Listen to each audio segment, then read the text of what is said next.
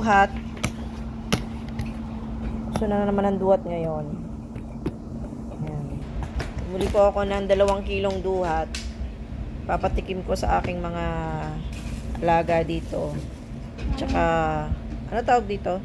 Siniguelas. Siniguelas yan. Ang tamis ng siniguelas nila. Sarap. Yan. O, tikman nyo yung duhat. Try nyo. Dali. Kung anong lasa. Kung masarap, kung matamis pa siya. Wala na pong coke. Coke na ano?